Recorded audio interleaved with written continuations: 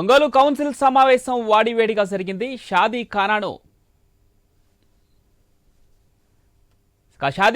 Private వ్యక్తులకు లీజుకిచ్చారని YCP కార్పొరేటర్లు ఆందోళన చేశారు. శ్మశాన వాటిక స్థలాన్ని వెనక్కి తీసుకోవడంపై అభ్యంతరం వ్యక్తం చేశారు. పోడియం దగ్గరకు వెళ్లి గందరగోళం సృష్టించారు.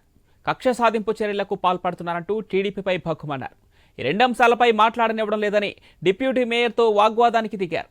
ఆ తర్వాత ఈ రెండు అంశాలను వెనక్కు వాయిదా వేస్తున్నట్లు మేయర్ ప్రకటించారు.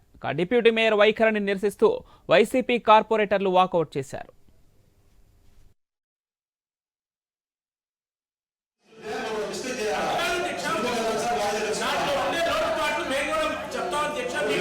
మీరు వినాల్సిన